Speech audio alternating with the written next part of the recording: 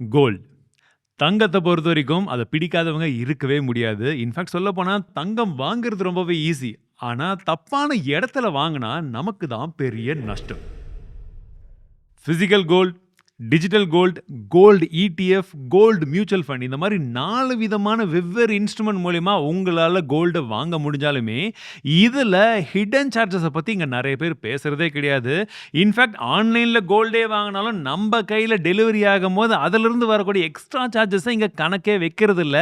So உங்களுக்காகவே 3 வெவ்வேறு ஆப்ல இருந்து டிஜிட்டல் கோல்ட வாங்கி டெலிவரியும் எடுத்திருக்கேன். இதுல உண்மையாவே கோல்ட் இருக்கான்றத லைவாவே பிரிச்சும் காமிக்க போறேன். அனைத்து நல்லவங்களுக்கு வணக்கம். சரி வாங்க முக்கியமான கோல்டு கம்பேரிசன் வீடியோக்கு போகலாம்.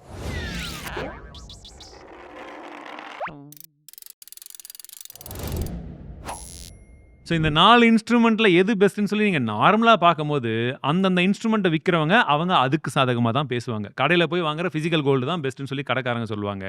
டிஜிட்டல் கோல்டு தான் இருக்கிறதுல பெஸ்ட் மத்தது பக்கமே போகாதீங்கன்னு சொல்லி அவங்க சொல்லுவாங்க. இடிஎஃப் தான் பெஸ்ட் இதுதான் உலகத்திலே சிறந்தது அப்படின்னு சொல்லி அதை சப்போர்ட் பண்ணக்கூடியவங்க சொல்லுவாங்க. பட் உண்மை என்னன்னா, ஒவ்வொன்னுத்துலயுமே கண்ணுக்கு தெரிஞ்சிருக்கக்கூடிய சார்ஜஸ விட தெரியாம இருக்கக்கூடிய சார்ஜஸ் ஒரு சிலது இருக்கு. பிளஸ் டாக்ஸ் மத்த விஷயங்கள் இதெல்லாம் போட்டு நாங்க டேபிள எடுத்து கால்குலேட் பண்ணி பார்க்கும்போது நான் வின் பண்ணுவாங்கன்னு நெனச்சவங்க வின்னே பண்ணல. ஆனா நான் எதிர்பார்க்காதவங்கலாம் வின் பண்ணி, "அப்பா! இந்த அளவுக்கு ரிட்டர்ன் இதுலயா?" அப்படின்ற மாரி ரொம்ப ஷாக்கிங்கா இருந்தது. இதத்தான் நம்ம அந்த வீடியோலயும் சொல்லியிருந்தேன். ஸோ நெறைய பேர் அந்த டேட்டாவ கேட்டதுனால தான் இன்னும் இன் டெப்த்தா பார்க்கறதுக்காக டிஜிட்டல் கோல்ட வெவ்வேறு பிளாட்ஃபார்ம்ல வாங்கி, வித்து அதுல டிஃபரன்ஸஸ் என்ன வந்தது? பிளஸ் வாங்கி அத டெலிவரி எடுத்தா அதுல டிஃபரன்ஸஸ் என்ன வந்தது? லோக்கல் கடையிலயுமே போயிட்டு அங்க என்ன சார்ஜஸ்ன்றதையும் நாங்க விசாரிச்சுட்டு வந்திருக்கோம். ஆன்லைன்ல இடிஎஃப்மே ஒரே நாள்ல வாங்கி வித்தா எந்த டிஃபரன்ஸஸ் வருது? லாங் டெர்ம்ல என்ன அப்படின்றது எல்லாத்தையுமே ஏ டூ இசட் உங்களுக்கு போட்டு வச்சிருக்கேன். அண்ட் வீடியோட ஸ்டார்ட்டிங்லயே சொல்லிடுறேன். இந்த வீடியோ எந்த ஒரு விதத்திலயுமே எந்த ஒரு பிராண்டாலயுமே ஸ்பான்சர் செய்யப்படவில்லை. ஓகேங்களா? நம்ம லாஸ்ட்டா டிஜிட்டல் கோல்ட் வீடியோ போட்டதுக்கு அப்புறமா நெறைய ஸ்பான்சர்ஸ் வந்து அப்ரோச் பண்ணியிருந்தாங்க. அடுத்த வீடியோ இந்த மாரி போட்டீங்கன்னா நாங்க ஸ்பான்சர் பண்றோம்னு சொல்லிட்டு. பட் அது கரெக்ட்டா இருக்காதுன்றதுனால தான் நாங்க எதையுமே வந்து வாங்கல. ஸோ இந்த வீடியோ ஒன் அண்ட் ஒன்லி அதுவும் அந்த கோல்டு கூட நான் சொந்த காச போட்டு தான் உங்களுக்காக வாங்கியிருக்கேன். உங்களுக்கு எக்ஸ்பிளைன் பண்ணும்போது அப்பதான் வந்து கரெக்ட்டா அன்பயாஸ்டா இருக்கும் அப்படின்றதுனால. ஓகே. ஸோ இந்த வீடியோ நம்ம அப்ரோச் பண்றது எப்படின்னு பார்த்தீங்கன்னா, இந்த 4 இன்ஸ்ட்ருமென்ட்லயே ஒரே அமௌண்ட்ட நம்ம இன்வெஸ்ட் பண்ண போறோம். அதாவது 1,00,000ன்னா 4 இன்ஸ்ட்ருமென்ட்லயும் 1,00,000 நம்ம இன்வெஸ்ட் பண்ணும் பட்சத்துல, over the period of time எதுல எவ்வளோ வந்து குரோத் இருக்கு அப்படின்றத நம்ம கால்குலேட் பண்ண போறோம். ஸோ எக்ஸாம்பிள்க்கு இந்த கால்குலேஷன் கொஞ்சம் ஈஸியா உங்களுக்கு புரியணுன்ற காரணத்தினால, நாங்க கோல்டு எவ்ரி இயர் வந்து பார்த்தீங்கன்னா 10%ல வளருது அப்படின்ற ஆவரேஜான ரிட்டர்ன்ஸ வந்து எடுத்திருக்கோம். அண்ட் பிசிக்கல் கோல்ட பொறுத்தவரைக்கும் நாங்க பார்ஸ் அண்ட் காயின்ஸ் பியூரா கோல்டுக்காக இன்வெஸ்ட்மென்ட் மட்டும் பண்ணா எந்த மாரின்றதுக்காக அத கால்குலேட் பண்ணியிருக்கோம். நீங்க போய் ஜுவல்லரீஸ் எல்லாம் வாங்குனீங்கன்னா, அதுக்கு செய்கூலி சேதாரமெல்லாம் கொஞ்சம் எக்ஸ்ட்ரா சார்ஜஸ் ஆகும். அதனால இப்போதைக்கு அத கொஞ்சம் தள்ளி வச்சிடலாம். சரி ஃபர்ஸ்ட் பையிங் ஸ்ப்ரெட் எந்த அளவுக்கு டிஃபரன்ஸ் இருக்குன்னு பார்க்கும்பொழுது, பிசிக்கல் கோல்டுல நாங்க கடையில போய் விசாரிச்சு பார்த்தோம். ஆன்லைன் பிரைஸ் என்ன இருக்கோ, ஒரு சில டைம்ல அதே பிரைஸ் குடுக்குறாங்க. டிபெண்ட்ஸ் ஆன் த ஷாப் என்ன பண்றாங்கன்னா, 0 to 1% வரைக்குமே அந்த கோல்டு பிரைஸ்க்கு மேல அவங்க பிரைசிங் வச்சு விக்கிறாங்க. அடுத்து டிஜிட்டல் கோல்டு. ஸோ டிஜிட்டல் கோல்டுமே கிட்டத்தட்ட அதே மாரி தாங்க. நீங்க ஆன்லைன்ல 24 கேரட்க்கான கோல்டு லைவா போயிட்டு நீங்க சென்னை கோல்டு ரேட்ன்னு போட்டீங்கன்னா என்ன வருதோ, நீங்க வாங்கக்கூடிய டிஜிட்டல் கோல்டு ஆப்ல ஒரே பிரைசிங் இருக்கான்னு கேட்டீங்கன்னா கிடையாது. 10 ஆப்ஸ் நாங்க ரெஃபர் பண்ணி பார்த்தோம். 10 ஆப்லயுமே 10 விதமான பிரைசிங் இருக்கு. எந்த 2 ஆப்லயுமே ஒரே மாரி பிரைசிங்கே இல்ல. ஸோ இங்கேயுமே நீங்க வாங்குற ஆப்ப பொறுத்து ஸ்ப்ரெட் எவ்வளோ இருக்குன்னு பார்த்தீங்கன்னா, 0 to 3, 4% வரைக்கும் கூட ஒரு சில ஆப்ஸ்ல இருக்கு. So physical gold and digital gold 2த்துக்குமே 3%க்கான ஜிஎஸ்டியும் இருக்கும். நீங்க டிஜிட்டல் கோல்ட ரூ. 10க்கு வாங்குனீங்கன்னா கூட 3% ஜிஎஸ்டி கட் பண்ணிட்டு தான் உங்களுக்கு மீதி காசுக்கு தான் கோல்ட்ல இன்வெஸ்ட்மென்ட்டே அவங்க பண்ணுவாங்க. பிசிக்கல் கோல்டு உங்க கடையில நீங்க எந்த கடையில வாங்குறீங்கன்றத பொறுத்து அத முன்ன பின்ன நீங்க வந்து பேசி கோல்டு பிரைஸ்க்கும் அதுக்கும் பார்த்து நீங்க வாங்கிக்கலாம். பட் அங்கேயுமே 3%க்கான ஜிஎஸ்டி இருக்கு. கோல்டு இடிஎஃப் பொறுத்தவரைக்கும் இங்க நமக்கு வந்து பார்த்தீங்கன்னா, இந்த ஸ்ப்ரெட்க்கான டிஃபரன்ஸ் வந்து கிடையாது. ஆனா, நீங்க வாங்கக்கூடிய ஆப் எந்த ஆப்ன்றத பொறுத்து உங்களுக்கு புரோக்கரேஜ் சார்ஜஸ் வரலாம். இன்னைக்கு மோஸ்ட் ஆஃப் த ஆப்ஸ் வந்து பார்த்தீங்கன்னா, புரோக்கரேஜ் சார்ஜஸ் போட்டுட்டாங்க. சரி அதனால நம்ம என்ன பண்ணியிருக்கோம்னா, 0 புரோக்கரேஜ் இருக்கக்கூடிய அக்கவுண்ட்ல நீங்க வாங்குனீங்கன்னா எவ்வளோ ரிட்டர்ன்ஸ்ன்றதையும் பார்க்குறோம். பிளஸ் 0 இல்ல இன்கிரீஸ் ஆகுதுனாலுமே என்ன டிஃபரன்ஸ் வருதுன்றத பத்தி நான் சொல்றேன். ஓகேங்களா? இது 1. சரி 0 புரோக்கரேஜ் இருந்தா அவ்வளோதானா வேற எந்த சார்ஜஸுமே இல்லையான்னு கேட்டீங்கன்னா, அதான் கிடையாது. அதர் சார்ஜஸ் ஒரு சிலது வருது. டிரான்சாக்ஷன் சார்ஜஸ் இந்த மாரி வந்து பார்த்தீங்கன்னா, சின்ன சின்ன டாக்ஸஸ் இதெல்லாம் வந்து வரும். இத வந்து நாங்க என்ன பண்ணியிருக்கோம்னு பார்த்தீங்கன்னா, புரோக்கரேஜ் சார்ஜஸ் ஆட் பண்ணி 0.18% to 0.042% வரைக்கும் இருக்கும் அப்படின்ற அப்ராக்ஸிமேட் கால்குலேஷன்ஸ் வந்து எங்களுக்கு வந்திருக்கு. பேஸ்ட் ஆன் டிஃபரெண்ட் ஆப்ஸ் நாங்க கம்பேர் பண்ணி பார்க்கும்போது. கூடவே ETF நீங்க வாங்கும்போது எக்ஸ்பென்ஸ் ரேஷியோ நம்ம குடுக்குற மாரி இருக்கும். அந்த எக்ஸ்பென்ஸ் சார்ஜஸ் எவ்வளோன்னு பார்த்தீங்கன்னா, 0.40% வந்து இருக்கு. இத சுத்தி நெறைய கன்ஃப்யூஷன்ஸும் போயிட்டு இருக்கு. இது எப்படி கால்குலேட் ஆகும்னு சொல்லி நான் அதையுமே எக்ஸ்ப்ளைன் பண்றேன். ட்ராக்கிங் எரர் அப்படின்னு சொல்லக்கூடிய மிக முக்கியமான ஒரு விஷயம் இருக்கு. அதாவது இன்னைக்கு கோல்டு 5% ஏறுனா, ETFம் 5% ஏறணும். ஏன்னா இத வச்சு தான் இங்க ETF வந்து அவங்க வச்சிருக்காங்க இல்லைங்களா? பட் அந்த மாரி ஆகுமான்னு கேட்டீங்கன்னா ஆகாது. ஸோ அத தான் நம்ம எரர்ன்னு சொல்றோம். இங்க 5% ஏறும்போது அங்க டிஃபரன்ஸஸ் எவ்வளோ வரதுக்கான வாய்ப்புகள் இருக்குன்னு வந்து பார்த்தீங்கன்னா, ஆன் ஆவரேஜ் 0.22%. அடுத்ததா கோல்டு மியூச்சுவல் ஃபண்ட் அப்படின்னு பார்க்கும்போது, இங்க நமக்கு ஸ்ப்ரெட் அதே மாரி கிடையாது. 2வதா வந்து பார்த்தீங்கன்னா, புரோக்கரேஜ் சார்ஜஸும் இந்த இடத்துல கிடையாது. ஸோ ஒரு பெரிய அட்வான்டேஜ் இங்க இருக்குன்னு நெனைப்போம். ஆனா, எக்ஸ்பென்ஸ் ரேஷியோ பொறுத்தவரைக்கும் இங்க நமக்கு 1.10% இருக்கு. அது ஏன்னா, நீங்க கோல்டு மியூச்சுவல் ஃபண்ட்ல இன்வெஸ்ட் பண்ணாலுமே, அவங்க அத எடுத்துட்டு போய் திரும்ப கோல்டு ETFல தான் இன்வெஸ்ட் பண்ணுவாங்க. ஸோ இதுல ஒரு கன்வீனியன்ஸ் இருக்கு. அதனால தான் இன்னுமே இது எக்ஸிஸ்டன்ஸ்ல இருக்கு. நெறைய பேர் இத பிரிஃபரும் பண்றாங்க. அது யாரு, எதனாலன்றத பத்தி நம்ம பின்னாடி பார்க்கலாம். பிளஸ் இதுல இருக்கக்கூடிய மத்த விஷயங்கள்னு பார்க்கும்போது ட்ராக்கிங் எரர் இங்கேயுமே இருக்கு. இப்ப நம்ம இன்வெஸ்ட்மென்ட் வேல்யூ 1,00,000 இந்த சார்ஜஸ் எல்லாம் கடந்து போனதுக்கு அப்புறமா தான் பேலன்ஸ் அமௌண்ட் தான் நமக்கு கோல்ட்ல இன்வெஸ்ட் ஆகும். ஓகேங்களா? ஸோ நீங்க பிசிக்கல் கோல்ட்ல 1,00,000 போட்டிருந்தோம். இப்ப அந்த சார்ஜஸ் எல்லாம் போக கடைசியில எவ்வளோ இன்வெஸ்ட்மென்ட் ஆகணும்னு வந்து பார்த்தீங்கன்னா, ரூ. 97,087.38 காசு. அதே போல டிஜிட்டல் கோல்ட்ல வந்து பார்த்தீங்கன்னா, கிட்டத்தட்ட அதே தான். ETFல வந்து பார்த்தீங்கன்னா, ரூ. 99,982 அண்ட் கோல்டு மியூச்சுவல் ஃபண்ட பொறுத்தவரைக்கும் ரூ. 1,00,000 அப்படியே இன்வெஸ்ட்மென்ட் ஆயிடும். ஏன்னா அது போக போக தான் அந்த எக்ஸ்பென்ஸ் ரேஷியோலருந்து மத்த விஷயங்கள் எல்லாமே அவங்க கட் பண்ணுவாங்க. ஸோ இப்ப இந்த எல்லா இடத்துலயுமே இன்வெஸ்ட் பண்ணிட்டோங்க. இன்வெஸ்ட் பண்ணத நீங்க விக்கணும்னு முடிவு பண்றீங்க. நீங்க விக்கணும்ன்றது அவசியம் கிடையாது. ஒரு எக்ஸாம்பிளுக்கு அன்னைக்கே நீங்க விக்கிறீங்கன்னா, என்ன டிஃபரன்ஸஸ்ல வந்து செல்லிங் ஸ்ப்ரெட் இருக்கு. ரூ. 10,000 ஒரு கிராம் வாங்கியிருக்கோம்னா, திரும்ப அவங்க ரூ. 10,000 வாங்கிப்பாங்களான்றது ஒரு டவுட் இருக்கும் இல்லையா? அந்த எக்ஸாம்பிளுக்கு சொல்லணும்னா, கடையில நாங்க போய் விசாரிக்கும்போது மேபி தெரிஞ்ச கடையா இருக்கும் பட்சத்துல சேம் ரேட்டுக்கு கூட வாங்கிக்கிறாங்க. ஒரு சில கடையில 1%க்கான செல்லிங் ஸ்ப்ரெட் வந்து இருக்கும். நீங்க வாங்குனத விட ரூ. 100 கம்மியா தான் எடுத்துப்போம்ன்றது போல சொல்றாங்க. அதே போல டிஜிட்டல் கோல்டும் வந்து பார்த்தீங்கன்னா, மினிமமா 2% வரைக்கும் செல்லிங் ஸ்ப்ரெட் வந்து வச்சிருக்காங்க. 3%, 4% வரைக்கும் கூட ஒரு சில டிஜிட்டல் கோல்ட் ஆப்ஸ் வந்து அந்த ஸ்ப்ரெட் வந்து வச்சு விக்கிறாங்க. ஸோ இந்த இடத்துலயுமே உங்களுக்கு எவ்வளோ வந்து டிஃபரன்ஸஸ் வருதுன்னு பாருங்க. ETF பொறுத்தவரைக்கும் இங்க நீங்க வித்தீங்க அப்படின்ற பட்சத்துல உங்களுக்கு புரோக்கரேஜ் சார்ஜஸ் வந்து இருக்கும். சப்போஸ் 0 புரோக்கரிங்னா அந்த எக்ஸ்ட்ரா சின்ன சின்ன டாக்ஸஸ் மட்டும் 0.021% வந்து இருக்கும். DP சார்ஜஸ் கம்பல்சரி இருக்கும். நீங்க ஒரு கோல்டு ETF வித்தாலும் சரி, 1,00,000 கோல்டு ETF வித்தாலும் சரி, DP சார்ஜஸ் அப்படின்றது ₹15 வந்து ஃப்ளாட்டா வந்து போடுவாங்க. எக்ஸிட் லோட் இங்க கிடையாது. மியூச்சுவல் ஃபண்ட பொறுத்தவரைக்கும் உங்களுக்கு புரோக்கரேஜ் சார்ஜஸ் கிடையாது, DP சார்ஜஸ் கிடையாது. எக்ஸிட் லோடும் நீங்க 15 டேஸ்க்குள்ள வித்தா மட்டும் தான் 1%. அதுக்கு மேலன்றது எதுவுமே கிடையாது. நான் ஏன் வாங்குன அன்னைக்கே சொல்றேன்னா, அதே பிரைஸ்ல நீங்க வாங்கி அதே பிரைஸ்ல விக்க முடியுமா இல்லையான்ற டிஃபரன்ஸ் உங்களுக்கு தெரியணும்னு தான். ஓகே, இப்ப டிஃபரன்ஸஸ்ல வித்துட்டோம், நமக்கு பணம் அர்ஜென்ட் அப்படின்னா, ஃபர்ஸ்ட் நாள்ல வித்தா நமக்கு எங்க ஈஸியா பணம் கிடைக்கும்னா, பிசிக்கல் கோல்டு உங்களுக்கு கோல்டு குடுத்த உடனே கையில கேஷ் கிடைச்சிருது. டிஜிட்டல் கோல்ட பொறுத்தவரைக்கும் நீங்க இன்னைக்கு இருக்கக்கூடிய ரேட்ல 2% கம்மியா வாங்கிப்பாங்க. ஆனா உங்களுக்கு கேஷ் வந்து அடுத்த நாள் தான் வரும். அண்ட் மோஸ்ட் ஆஃப் த ஆப்ஸ்ல கொஞ்சம் முன்ன பின்ன மாறும். 1 நாளா 2 நாளான்றது செக் பண்ணிக்கோங்க. பட் நாங்க டெஸ்ட் பண்ண வரைக்கும் 1 நாள் தான் இருந்தது இன்னைக்கு தேதியில. 3வதா ETF பொறுத்தவரைக்கும் நீங்க வாங்குன அன்னைக்கே வித்துக்கலாம். நீங்க பிரைஸும் வந்து பார்த்துக்கலாம். எந்த பிரைஸ் வேணும்ன்றத நீங்களே போட்டு கூட விக்கலாம். பட் வித்துட்டீங்கன்னா உங்களுக்கு கேஷ் அன்னைக்கே கிடைச்சிருமானா கிடைக்காது. அடுத்த நாள் தான் கிடைக்கும். அண்ட் மியூச்சுவல் ஃபண்ட்ல உங்களுக்கு அலாட்மெண்ட்டே இருக்காது. ஃபர்ஸ்ட் நாள் நீங்க வாங்குனதே 2 நாள் கழிச்சு தான் அலாட்மெண்ட் வரும். நீங்க அதுக்கப்புறம் தான் விக்கணும். அது இன்னும் 2 நாள் ஆகும். ஸோ இந்த டைம்ல நீங்க பெரிய டிஃபரன்ஸ் வந்து இருக்கு. ஸோ இன்வெஸ்ட் பண்ணது நம்ம 1 வருஷம் கழிச்சு வித்தா எவ்வளோ ஆகும்? 2 வருஷம் கழிச்சு வித்தா நமக்கு எவ்வளோ கிடைக்கும்? அந்த மாதிரி வந்து பார்த்தீங்கன்னா, எவ்ரி இயர் முடியும்போது ஒருவேளை நம்ம வித்து பணத்தை எடுத்தா எவ்வளோ நமக்கு கிடைக்கும்ன்றத நம்ம கால்குலேட் பண்றோம். இனிஷியலா ஃபர்ஸ்ட் 5 இயர்ஸ் வந்து பார்த்தீங்கன்னா, நமக்கு இருக்கிறதுலே பெஸ்ட் இன்வெஸ்ட்மென்ட் ரிட்டர்ன் எங்க வருதுன்னு பார்த்தீங்கன்னா, கோல்டு ETFல தான் வருது. ஏன்னா ஃபர்ஸ்ட் இயர்லயே உங்களுக்கு 9.28% ரிட்டர்ன். செகண்ட் இயர்ல 19.46% ரிட்டர்ன். இது வந்து பார்த்தீங்கன்னா, அப்சல்யூட் ரிட்டர்ன். உங்களுக்கு வந்து ஒரு கேகர் அப்படின்னு பார்த்தீங்கன்னா 9.3 இருக்கு. அதே போல 5 இயர்ஸ்க்கு அப்புறமும் 9.3 வரைக்குமே உங்களுக்கு இதுல ரிட்டர்ன் வந்து கிடைக்குது. பட் இதுவே நம்ம பிசிக்கல் கோல்ட்ல பார்க்கும்போது 9.13% தான் 5th இயர்ல கிடைக்குது. டிஜிட்டல் கோல்ட பொறுத்தவரைக்கும் 8.91% தான் உங்களுக்கு 5th இயர் அப்போ கிடைக்குது. ஸோ அதுக்கு அடுத்தபடியாவும் பார்த்தீங்கன்னா, பெரிய டிஃபரன்ஸ் எல்லாம் வந்து கிடையாது. 6வது வருஷம் கூட கிட்டத்தட்ட ETF தான் வந்து வின் பண்ணுது. பட் அதுக்கப்புறம் கொஞ்சம் கொஞ்சமா ETF கிட்ட இருந்து பிசிக்கல் கோல்ட் வின் பண்ண ஆரம்பிச்சிடுது. லாங் டேர்ம்ல. ஸோ இந்த கால்குலேஷன்ஸை நம்ம இதில் பார்க்கறத விட ஒரு சார்ட் வந்து உங்களுக்கு வந்து காமிக்கிறேன். இதில் பாருங்க, அதோடைய டிஃபரன்சஸ் ரொம்ப நல்லாவே புரியும். ஸோ நீங்கள் ஷார்ட் டேர்மில் இன்வெஸ்ட்மெண்ட்டுக்கு பிளான் பண்ணுறீங்கன்ற பட்சத்தில் கோல்டு ETF இங்கே ஒரு பெட்டர் ஆப்ஷனாக வந்து தெரியுது இந்த டேட்டா வச்சு பார்க்கும்பொழுது. அண்டு கோல்டு மியூச்சுவல் ஃபண்டு கூட அந்த மினிமமாக ஷார்ட் டேர்மில் பார்க்கும்போது ஓரளவுக்கு பரவாயில்ல மாதிரி இருக்குது. பட் லாங் டேர்ம் அப்படின்னு பார்க்கும்போது ஃபர்ஸ்ட் பொசிஷனில் ஃபிசிக்கல் கோல்டு வருது, 2வது பொசிஷனில் டிஜிட்டல் கோல்டு, 3வது இடத்துல கோல்டு ETF வருது. அண்ட் எந்த அளவுக்கு லாங் போகிறோமோ அந்த இடத்துல கோல்டு மியூச்சுவல் ஃபண்ட் செம்ம அடி வாங்குது. இதற்கு மிக முக்கியமான காரணம் என்னன்னு பார்த்தீங்கன்னா, எக்ஸ்பென்ஸ் ரேஷியோ நம்ம லாங் டேர்மில் எவ்ரி இயர் நம்மளுடைய ஓவரால் அசெட் எந்த அளவுக்கு இருக்கோ அதிலிருந்து அவங்க எடுத்துக்கிட்டே இருக்கிறது தான் மிக முக்கியமான காரணம். ஆமா. இப்ப நான் ஏன் விக்கணும்? அந்த கேள்வியும் ஒரு நல்ல கேள்வி தான்.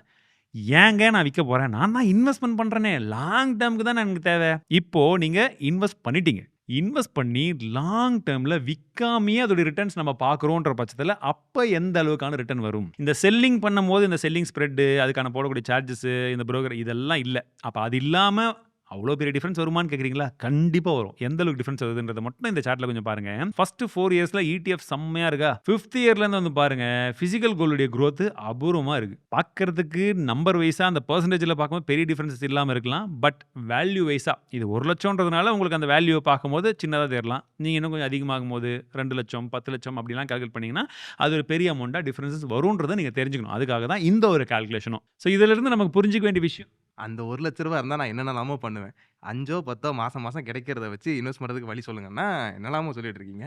அடுத்தது அததான் சொல்ல வரேன் சார். அதாவது ரூ. 1,00,000 பல்க் லம்சம் இன்வெஸ்ட்மென்ட்க்கு எந்த அளவுக்கு குரோத் இருக்கும்னு இப்ப பார்த்தோம். சரி, இப்ப நீங்க எஸ்ஐபி மெத்தட்ல மாதம் ஒரு அமௌண்ட் இன்வெஸ்ட் பண்ணணும் கோல்ட்ல அப்படின்னா, அதுல எது பெஸ்ட்ன்றத பார்த்துடலாம் இப்போ. ஸோ அதுக்கு வந்து டிஃபரன்ஸஸ்ன்னு பார்க்கும்போது, இன்னைக்கான கோல்டு பிரைஸ் ரூ. 12,500 எடுத்திருக்கோம்.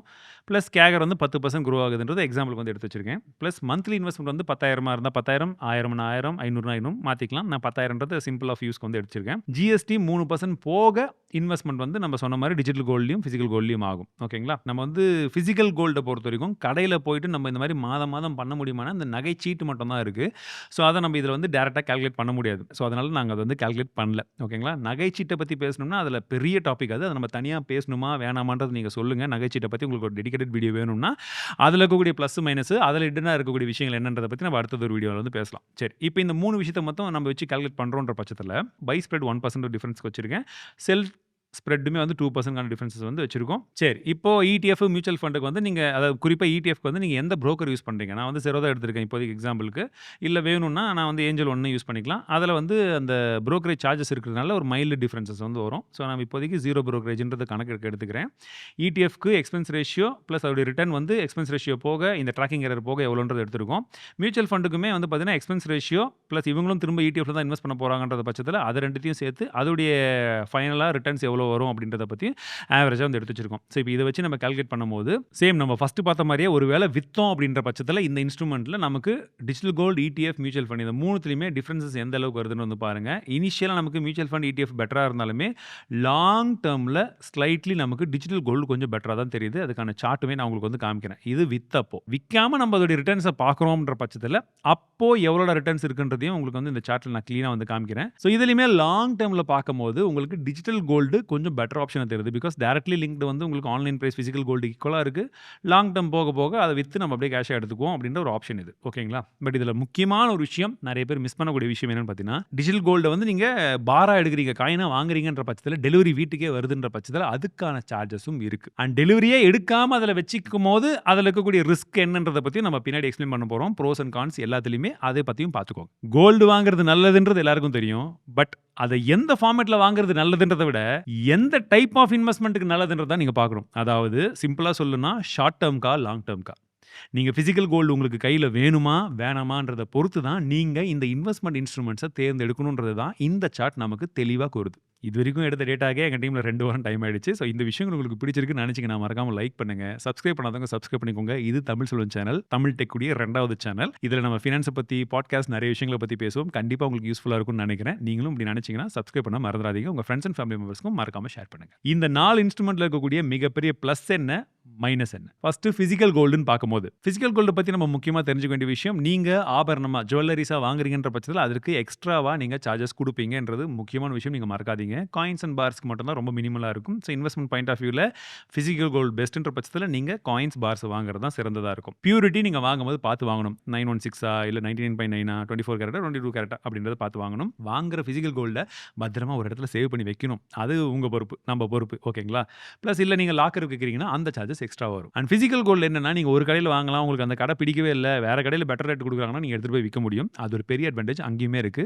பிளஸ் நீங்க லோன் ஏதாச்சும் வாங்குறீங்க, கோல்டு லோன்னா பிசிக்கல் கோல்டு யூஸ் பண்ணிக்கலாம். ஆனால் இதில் பெரிய பிளஸ் என்னன்னு பார்த்தீங்கன்னா, லிக்விடிட்டி ரொம்ப அதிகம். நீங்க எடுத்துட்டு போய் டப்புன்னு விற்க முடியுமான்னா கண்டிப்பாக விற்க முடியும். பிளஸ் இதில் எஸ்ஐபி மாதிரி சின்ன சின்ன அமௌண்ட்ல பண்ண முடியாது. அதெல்லாம் கொஞ்சம் காம்ப்ளிகேஷன்ஸ் இருக்கு. வாங்கும்போது கொஞ்சம் பல்காக வாங்கணும். இல்லாட்டி நான் சொன்ன மாதிரி இருக்கக்கூடிய பெஸ்ட் ஆப்ஷன்ஸ் மற்றது தான். நம்ம அதை தான் பார்க்கணும். அண்ட் டிஜிட்டல் கோல்டு நம்ம பார்க்க வேண்டிய முக்கியமான விஷயம் என்னன்னா, நம்ம கிட்ட காசு இருக்கும் போதெல்லாம் நம்ம அப்போ இருக்கக்கூடிய பிரைஸ்ல நம்ம வாங்கி வாங்கிக்கலாம். பட் என்ன பிரச்சனைன்னா, பிரைசிங் என்னன்றது நமக்கு எக்ஸாக்ட்லி தெரியாது. நீங்க ஆன்லைன் பிரைஸ பார்க்கலாம். ஒவ்வொரு ஆப்ல நீங்க வாங்கக்கூடிய ஆப்ல பிரைசிங் டிஃபரன்ஸ் நெறையவே இருக்கும். அத நம்ம தெரிஞ்சுக்கணும். ஸோ ஃபோன்பே, கூகுள் பே இல்ல இப்ப ரீசென்ட்டா அந்த ஆரா கோல்டு, ஜியோ ஃபினான்ஸ் இந்த மாரி மல்டிபிள் ஆப்ஸ்ல நமக்கு டிஜிட்டல் கோல்ட வாங்க முடியும். ஆனா, அதில டிஸ்அட்வான்டேஜ் அதே தான். நீங்க கோல்ட வாங்கிட்டீங்க. அவங்க கிட்ட திரும்ப விக்கணும்னும்போது அந்த ரேட் உங்களுக்கு வந்து செட் ஆகல. ரொம்ப அதிகமா வந்து ஸ்ப்ரெட் போடுறாங்க. அப்படின்ற பட்சத்தில நீங்க வேற ஆப்ல போய் விக்க முடியுமானா, விக்க முடியாது. நீங்க டெலிவரி தான் எடுக்கணும். அதுக்கும் எக்ஸ்ட்ரா சார்ஜஸ் போகும். Plus most of the companies விக்கிற எல்லா கம்பெனியுமே 24 கேரட் கோல்டு தான் வந்து விக்கிறாங்க. ஸோ அதுவுமே உண்மையான்றத இப்ப செக் பண்ணி பார்த்துருவோம். 2 கம்பெனி கிட்ட இருந்து கோல்டு வாங்கியிருக்கோம் இல்லையா? அதையும் செக் பண்ணி பார்த்துருவோம். பிளஸ் இதற்கு டீமேட் அக்கவுண்ட் அந்த மாரி எதுவுமே வந்து தேவை கிடையாது. ரொம்ப கன்வீனியன்ட்டா இருக்கிறது மிகப்பெரிய விஷயம். ஸ்டோரேஜ் வந்து பார்த்தீங்கன்னா, நீங்க பொறுப்பெடுத்து வைக்கணுன்ற அவசியம் கிடையாது. அந்த டிஜிட்டல் கோல்டு புரொவைட் பண்ணக்கூடிய கம்பெனி, விக்கக்கூடிய கம்பெனிகள் என்ன பண்றாங்கன்னா, அவங்க ஸ்டோரேஜ் வந்து வச்சிருக்காங்க. அதுல அவங்க வந்து சேவ் பண்ணி வச்சுப்பாங்க. பட் என்னன்னா, ஒரு சில கம்பெனிஸ் ஓப்பனா நாங்க இந்த இடத்துல ஸ்டோரேஜ் வச்சிருக்கோம். இந்த கம்பெனி தான் வந்து அத மெயின்டெயின் பண்றாங்க. இவங்க தான் அத மானிட்டர் பண்றாங்கன்றத சொல்றாங்க. ஒரு சில கம்பெனிஸ் அந்த மாரி ஓப்பனா சொல்றது கிடையாது. ஸோ அங்க ஒரு ட்ரஸ்ட் இஷ்யூ இருக்கு. நீங்க அது என்னன்றத பார்த்துக்கோங்க. பிளஸ் அந்த ஸ்டோரேஜுக்குமே வந்து பார்த்தீங்கன்னா, ஒரு சில கம்பெனிஸ் லைஃப் டைம் ஃப்ரீன்னு சொல்றாங்க. ஒரு சில கம்பெனிஸ் 2 வருஷம், ஒரு சில கம்பெனிஸ் 5 வருஷம்னு சொல்றாங்க. அதுக்கப்புறம் ஒண்ணு நீங்க கம்பல்சரி டெலிவரி எடுக்கணும். அப்படி இல்லாட்டி நீங்க கம்பல்சரி அதுக்கான ஃபீ பே பண்ணணும். அதையும் நம்ம இந்த கால்குலேஷன்ஸ்ல ஆட் பண்ணல. ஏன்னா, இப்ப லாங் டெர்ம்ல பார்க்கும்போது நமக்கு இவ்வளோ பெரிய பிளஸ் வந்து டிஜிட்டல் கோல்டு இருக்குன்ற பட்சத்தில இந்த சார்ஜஸ் அங்க ஆட் ஆச்சுன்னா, அந்த கால்குலேஷன்ஸ்ல டிஃபரன்ஸ் வரும்ன்றதையும் நீங்க தெரிஞ்சுக்கோங்க. அண்ட் இன்னொரு மைனஸ் என்னன்னா, நீங்க வாங்குன விலைக்கும், விக்கிற விலைக்கும் இருக்கக்கூடிய அந்த ஸ்ப்ரெட் டிஃபரன்ஸ் வந்து கொஞ்சம் அதிகமா இருக்கிறதா தான் நாங்க ஃபீல் பண்ணோம். Compared to all the other assets. And முக்கியமா அந்த கம்பெனி ஒரு வேள மூடுனாங்கன்னா என்ன ஆகும் அப்படின்றத டவுட் இருக்கு. பிசிக்கலா நீங்க போய் கடையில வாங்கக்கூடிய அந்த கடையுமே மூடக்கூடிய வாய்ப்புகள் இருக்கு. பட் அது பிசிக்கல் கோல்டுக்கு லோக்கல்ல கடையும் சரி, இங்க இருக்கக்கூடிய டிஜிட்டல் கோல்டுக்குமே சரி, இப்போதைக்கு இன்னைக்கு தேதியில எந்த ஒரு மானிட்டரிங் அத்தாரிட்டியும் வந்து கிடையாது. செபியுடைய ரெகுலேஷன்ஸுமே எதுவுமே கிடையாதுன்றத நீங்க தெரிஞ்சுக்கணும். அந்த வார்னிங்க தான் ரீசென்ட் டைம்ஸ்ல செபியுமே குடுத்திருந்தாங்க. இதனால அது வந்து கம்பல்சரி மூடிடுவாங்க அப்படின்னு நான் சொல்ல வரல. பட் இப்படி ஒரு விஷயம் இருக்கு. தெரிஞ்சு இன்வெஸ்ட் பண்ணுங்கன்ற வார்னிங் அவங்க குடுத்தாங்க. அதையே தான் நானும் சொல்றேன். பிளஸ் இந்த 2 ஆப்ஷனுமே நம்ம கோல்டா நமக்கு பிசிக்கலா கையில வேணுன்ற பட்சத்துல கன்வெர்ட் பண்ணணுன்ற பட்சத்துல ஓரளவுக்கு பெஸ்ட் ஆப்ஷன் மாரி தெரியுது. இல்ல நம்ம மத்த ஆப்ஷன்ஸ்ன்னு பார்க்கும்போது கோல்டு ETF பொறுத்தவரைக்கும் உங்களுக்கு ஸ்டாக் மார்க்கெட்ல ட்ரேட் ஆகுது. ரெகுலேட் பண்ணிட்டு இருக்காங்க. பட் இதுக்கு வந்து டீமேட் அக்கவுண்ட் கம்பல்சரி தேவை. ஸோ நீங்க ஏஞ்சல் ஒன்லயோ, ஜெரோதாலயோ ஏதோ ஒரு இடத்துல போயிட்டு நீங்க அக்கவுண்ட் இல்லன்னா அக்கவுண்ட் ஓப்பன் பண்ணிக்கணும். பிரைஸ் என்ன இருக்கு, ஏது இருக்கு, பையிங்ல என்ன பிரைஸ் இருக்கு, செல்லிங்ல என்ன பிரைஸ் இருக்குன்றது நீங்க அப்பப்பவே வந்து பார்த்துக்கலாம். எந்த பிரைஸ்க்கு விக்கணும்ன்றத நீங்களே முடிவு பண்ணி வந்து வித்துக்கலாம். அதையுமே உங்களால அங்க வந்து பார்த்துக்க முடியும். அதோட சார்ட் பார்க்கலாம், ட்ரேட் பண்ணலாம். பட் ட்ரேடிங் நான் சப்போர்ட் பண்ணல, ப்ரமோட்டும் பண்ணல.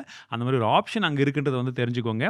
பிளஸ் இதுவுமே வந்து பார்த்தீங்கன்னா, உங்களுக்கு எக்ஸ்பென்ஸ் ரேஷியோ அப்படின்றது ரொம்பவே கம்மி. மேக்கிங் சார்ஜ் கிடையாது, வேஸ்டேஜ் கிடையாது, ஜிஎஸ்டி இங்க கிடையவே கிடையாதுன்றது இன்னொரு பிளஸ் பாயிண்ட். பிளஸ் இதுல இருக்கக்கூடிய மிக முக்கியமான விஷயம் என்னன்னா, இது நீங்க பிசிக்கலா கன்வெர்ட் பண்ண முடியாது. வேணும்னா வித்துட்டு காசு எடுத்துட்டு தான் நீங்க போய் தனியா வாங்கணும். அப்ப அதுக்கான ஜிஎஸ்டியோ, மேக்கிங் சார்ஜ் இதெல்லாம் வந்து வரும். பிளஸ் இது வந்து பார்த்தீங்கன்னா, ஒன்லி ரிட்டர்னா மட்டும் கோல்டை சார்ந்த நான் ரிட்டர்ன்ஸ் மட்டும் எடுத்துக்கிறேன். எனக்கு தங்கம் வேணான்ற பட்சத்துல இந்த ஆப்ஷன்ஸ நீங்க பிரிஃபர் பண்றதுக்கு இந்த டேட்டா நமக்கு ஒரு ஐடியா குடுக்குது. அப்ப இதுலயுமே உங்களுக்கு ஒரு டவுட் வரும். என்ன ப்ரோ அவங்க கடைய மூட்டு போட்டா மட்டும் சொல்றீங்க. அப்ப இவன் ஏதாச்சும் இப்ப நம்ம ஒரு ஆப் வாங்குறோம். XYZ ஆப் அவன் திடீர்னு மூட்டு போயிட்டான். நம்ம பணம் போச்சான்னு கேட்டீங்கன்னா கிடையாது. அது செபி ரெகுலேஷன்ல இருக்கு. பிளஸ் நீங்க வாங்குனது உங்க டீமேட் அக்கவுண்ட்ல இருக்கு. அத நீங்க போயிட்டு வேற புரோக்கரிங்ல நீங்க போயிட்டு அழகா ABC புரோக்கிங் ஒண்ணு ஏதாச்சும் ஓப்பன் பண்ணி அதுல நீங்க இருக்கிறத வந்து வித்துக்கலாம். புரியுதுங்களா? ஸோ அதனால வந்து அதுல அந்த இஷ்யூ கிடையவே கிடையாது. பட் டிஸ்அட்வான்டேஜ்ன்னு பார்க்கும்போது அந்த ட்ராக்கிங் எரர் இருக்கு. டிமாண்ட் ரொம்ப ஜாஸ்தி ஆகும்போது என்ன ஆகுதுன்னு பார்த்தீங்கன்னா, பிரீமியம்ல ட்ரேட் ஆகுது. அதாவது நார்மலா விக்கிறதே வந்து கோல்டே 2% தான் ஏறியிருக்கும். இது வந்து 10% ஏறியிருக்கலாம். கோல்டு 2% தான் அடிச்சிருக்கும். பேனிக்ல இவங்க வந்து 5% கூட அடிக்கலாம். ஸோ அத நம்ம கரெக்ட்டா பார்த்து அந்த INAV வேல்யூ ரீசென்ட்டா தான் ETF எப்படி வாங்குறதுன்னு போட்டிருக்கோம். நீங்க அத பார்த்துக்கோங்க. இல்ல கோல்டு ETFம், சில்வர் ETFயுமே எப்படி ப்ராப்பரா பார்த்து வாங்குறதுன்றத பத்தி வீடியோ உங்களுக்கு வேணுமான்னு சொல்லுங்க. நான் தனியா கொண்டு வரேன். ஸோ கோல்டு மியூச்சுவல் ஃபண்ட பொறுத்தவரைக்கும் எனக்கு டீமேட் அக்கவுண்ட்லாம் வேணாம். நான் வந்து டைரக்ட்டா வந்து போயிட்டு கோல்டு இன்வெஸ்ட் பண்ணணும் அப்படின்னு நினைக்கிறவங்க மியூச்சுவல் ஃபண்ட் மூலியமா பண்ணும்பொழுது உங்களுக்கு டீமேட் அக்கவுண்ட் தேவை கிடையாது. SIP ஃபெசிலிட்டிஸ் இருக்கு. மாசம் மாசம் நான் ரூ. 1000 போட்டுறேன். திடீர்னு காசு வருதா ரூ. 2000 கூட போட்டுறேன். SIPல பாட்டு போய்க்கிட்டே இருக்கணும். இப்ப நீங்க ETFல பார்த்தீங்கன்னா, ஒரு யூனிட் என்ன பிரைஸோ இப்ப ரூ. 74 ரூ. 74 உங்களால ஒண்ணு தான் வாங்க முடியும். ரூ. 100 கொடுத்துட்டு ரூ. 25 ஃபிராக்ஷன்ல வாங்குனா வாங்க முடியாது. பட் மியூச்சுவல் ஃபண்ட்ல உங்களால ஒரு ஃபிக்ஸ்டு அமௌண்ட்ட குடுத்துட்டு அந்த அமௌண்ட்டுக்கு எவ்வளோ வருதோ பாயிண்ட்ல வந்தா கூட ஃபிராக்ஷனா கூட வாங்கி சேர்த்துக்கிட்டே இருக்கும். டிஜிட்டல் கோல்ட்லயும் இந்த அட்வான்டேஜஸ் இருக்கு. பிளஸ் எக்ஸ்பென்ஸ் ரேஷியோ வந்து பார்த்தீங்கன்னா, இங்க கொஞ்சம் அதிகமா இருக்கிறதுக்கு காரணம் இது வந்து மோஸ்ட் ஆஃப் இது வந்து பார்த்தீங்கன்னா ஃபண்ட் ஆஃப் ஃபண்ட் தான். ஸோ நீங்க குடுக்குற காசு எடுத்துட்டு போய் திரும்ப அவங்க கோல்டு ETFல போடுவாங்க. உங்களுக்காக அவங்க போடுவாங்க. ஸோ அதனால எக்ஸ்பென்ஸ் ரேஷியோ கொஞ்சம் அதிகமா இருக்குன்றது முக்கியமான ஒரு விஷயம். அண்ட் NAV வந்து பார்த்தீங்கன்னா, ஒரு நாளைக்கு ஒரு தடவ தான் அப்டேட் ஆகும். அவங்க ஈவினிங் தான் அந்த பிரைஸே என்னன்னு சொல்லுவாங்க. அந்த பிரைஸ்க்கு தான் நீங்க போட்ட காசு அலர்ட் ஆகும் யூனிட்ஸ். சிம்பிளா சொல்லணும்னா நான் SIP தான் பண்ணுவேன். எனக்கு மியூச்சுவல் ஃபண்ட்ல ஓரளவுக்கு தெரியுது. எப்படி இன்வெஸ்ட் பண்ணணும், அந்த SIP எல்லாம் போடணும். எனக்கு SIP மட்டும் தான் பண்ணுவேன். நான் மத்தபடி எதுவுமே வந்து பார்க்க மாட்டேன். வர்ற ரிட்டர்ன்ஸ் போதும்பா அப்படின்றத பட்சத்தில மட்டும் தான் இந்த ஒரு ஆப்ஷன் இருக்குன்றத தெரிஞ்சுக்கோங்க. இல்லாட்டி இத விட மத்த எல்லா ஆப்ஷனுமே கொஞ்சம் better. Based on your risk appetite and எவ்வளோ லாங் டர்மா ஷார்ட் டர்மான்றதை பொறுத்து. அண்ட் ஃபைனலி நம்ம முக்கியமாக தெரிஞ்சுக்க வேண்டிய இன்னொரு விஷயம் இருக்குது, டேக்ஸ். டேக்ஸை பொறுத்த வரைக்கும் ஃபிசிக்கல் கடையில் போய் நீங்கள் வாங்குற ஃபிசிக்கல் கோல்டாக இருக்கட்டும், டிஜிட்டலாக நீங்கள் வாங்கி இல்லை அதை கன்வெர்ட் பண்ணாலும் சரி, இல்லை ஆன்லைனில் விற்று லாபம் எடுத்தாலும் சரி, gold ETF, mutual fund, mutual fund இது எதுலேயுமே நீங்கள் விற்று லாபமாக எடுக்கும் பட்சத்தில் அது எல்லாத்துக்குமே டேக்ஸ் கட்டணும். Long term capital gain, short term capital gain எவ்வளோக்குள்ளே வச்சா எதில் எந்த மாதிரி அப்படின்றது அது ஒரு பெரிய டாப்பிக்காக போகும். பட் இது 4த்துக்குமே அப்ளை ஆகுன்றதை தெரிஞ்சுக்கோங்க. ஸோ ஃபைனலி நம்ம ஆன்லைனில் ஆர்டர் போட்டு நமக்காக வந்த டிஜிட்டல் கோல்டு கம்பெனி அமிச்ச இந்த 2 பேக்கேஜை இப்போ பிரிக்க போகிறோம். ஓகேங்களா? சரி, இது என்ன பண்ணியிருக்குன்னு பார்த்தீங்கன்னா மொத்தமாக 3 ஆப்பில் நான் ட்ரை பண்ணியிருக்கேன். ஃபர்ஸ்ட் வந்து பார்த்தீங்கன்னா ரிலையன்ஸ் உடைய ஜியோ ஃபினான்ஸ் அந்த ஆப்பில் போய் டிஜிட்டல் கோல்டு வந்து வாங்கணும். இன்னொன்று வந்து எல்லாருமே யூஸ் பண்ணக்கூடிய காமனாக யூஸ் பண்ணக்கூடிய கூகுள் பே அதில் போய் டிஜிட்டல் கோல்டு ஒன்று வாங்கினேன். அண்டு இப்போ நிறைய பேர் இங்கே நம்ம ஊரில் கேட்டுட்டு இருக்கிறதுலாம் ஆரோ கோல்டு கேட்டுருக்கீங்க. ஸோ அதுலேயுமே வந்து வாங்கினேன். ஸோ இது வந்து பார்த்தீங்கன்னா ஜியோ ஃபினான்ஸில் வாங்கின அந்த கோல்டு, இது வந்து நம்ம ஆரோ கோல்டுலேருந்து அவங்க அமிச்ச அந்த பேக்கேஜ். ஓகே, எங்கப்பா ஜிபேயில் வாங்கினது காணும்னு கேட்குறீங்களா? அங்கே தாங்க ஒரு கொடுமை. கூகுள் பேயில் என்ன பண்ணேன்னா வாங்கிட்டு டெலிவரி எடுக்கலான்னு போனால் 1 gram coin out of stock, sold அவுட்னு காமிக்குது. அப்படின்றதுனால அதை மட்டும் அப்படியே விட்டுட்டேன். பட் அதுலேயுமே பையிங்க்கும் செல்லிங்க்கும் டிஃப்ரென்சஸ் என்னன்றது பர்சன்டேஜ் நீங்கள் வந்து பார்த்துக்கோங்க. நான் வந்து வாங்கினதுனால அதை காமிக்கிறேன். அண்ட் ரெண்டுத்துலையுமே என்ன விஷயம்னு பார்த்தீங்கன்னா உங்களால் வாங்கி டெலிவரி எடுக்கும்போது டெலிவரிக்கான சார்ஜஸ் இருக்குது. ஆரோ கோல்டு பொறுத்த வரைக்கும் எனக்கு நம்ம லோக்கல்ன்றதுனால 300 ரூபா போட்டிருந்தாங்க. இது மும்பையிலேருந்து வந்திருக்கு, 450 ரூபா வந்து போட்டிருந்தாங்க. ஸோ இது என்ன பண்ணாங்கன்னா ஷிப்பிங் சார்ஜின்னு போடல, அந்த 1 கிராம் கோல்டுக்கு வந்து மேக்கிங் சார்ஜின்னு போட்டு தான் எனக்கு ஷிப்பிங்கே வந்து பண்ணாங்க. ஓகேவா? அண்ட் ரெண்டுத்துலையுமே நான் வாங்கும் போது கோல்டுக்கான இன்வாய்ஸும் வந்துடுச்சு. ப்ளஸ் அதை ஷிப்பிங் பண்ணாங்க பார்த்தீங்களா, அப்போ அதுக்கான இன்வாய்ஸஸும் வந்து தனித்தனி அமிச்சிட்டாங்க. நான் முடிஞ்ச வரைக்கும் எல்லாம் பிளர் பண்ணி என்னென்ன இன்வாய்ஸஸ் வந்ததுன்றது உங்களுக்கு காமிக்கிறேன். ஸோ ஃபஸ்ட்டு இதை பிரிச்சிடலாம். லைவாக பாருங்கள். முடிஞ்ச வரைக்கும் கட் பண்ணாமல் வைக்கிற அளவுக்கு டக்குன்னு போட்டுறேன். பார்த்தீங்கன்னா இதுதான் இன்வாய்ஸ் மேக்கிங். ஸோ எனக்கு டிஜிட்டலாக என்ன வந்ததோ அதே இன்வாய்ஸ் தான் இதுலேயுமே ஒரு காப்பி வச்சு அனுப்பிச்சிருக்காங்க, which is good. Congratulation as a token of appreciation safe gold. நான் சொன்ன மாதிரி டிஜிட்டல் கோல்டு வந்து இந்தியாவில் 3 பேர் தான் வந்து பிரபலமாக அதிகப்படியாக விற்கக்கூடிய நிறுவனங்கள். அதில் சேஃப் கோல்டு ஒன்று. அவங்க கிட்ட இருந்து எனக்கு ஜியோ ஃபினான்ஸில் வாங்கின கோல்டை வந்து கொடுத்துருக்காங்க. எனக்கு இன்வாய்ஸ்லேருந்து எல்லாமே அவங்க மூலியமாக தான் வந்தது. பியூரிட்டி சர்டிஃபிகேஷன் நம்பர் கொடுத்துருக்காங்க. ஸோ 1 கிராமுக்கான கோல்டு காயின். இப்போ அடுத்ததா இதை பிரிச்சிடலாம். இது வந்து ஆரா கோல்டுன்னு வந்தது. ஆரா கோல்டு பார் 1 கிராம் பியூரிட்டி எல்லாம் போட்டாச்சு. லைஃப் டைம் பைபேக் கேரண்டின்னு போட்டு ஸ்டார் போட்டிருக்காங்க. நோ நெகட்டிவ் வெயிட் டாலரன்ஸ்னு போட்டு அதுக்கும் ஒரு ஸ்டார் கொடுத்துருக்காங்க. அந்த ஸ்டாருக்கு என்ன அர்த்தம்னு தெரியல. ஸோ இது வந்து பார்த்தீங்கன்னா 1 கிராம் ஃபைன் கோல்டு 999 அப்படின்னு மட்டும் போட்டிருக்கு. இதில் வந்து இந்த பியூரிட்டி சர்டிஃபிகேஷன் நம்பர் இருந்தது. இதில் அந்த நம்பர் எனக்கு தெரியல, இதில் இல்லை. ப்ளஸ் இந்த 2 கோல்டையும் எடுத்துகிட்டு போயிட்டு நான் பியூரிட்டி செக் பண்ணி அதுவுமே எப்படி எக்ஸாக்ட்லி இவங்க வந்து பியூர் கோல்டு தான் கொடுத்துருக்காங்களா சொன்ன மாதிரின்றதையும் செக் பண்ணிட்டு சொல்கிறேன். The next day. ஸோ தங்கத்தை விட அதில் வந்த கார்டோட அதை பிரிக்கிற போது வந்த சண்டையில் கார்டை வெட்டி கண்ணுந்தனமாக போட்டுட்டாங்க. நீங்கள் அதை தான் பார்க்குறீங்க. இதெல்லாம் எதுக்குடான்னு கேட்குறீங்களா? இந்த தங்கத்தோட பியூரிட்டியை செக் பண்ணுறதுக்கு தான். பியூரிட்டியோட ரிசல்ட் இப்போ நம்ம கிட்ட வந்துருச்சு.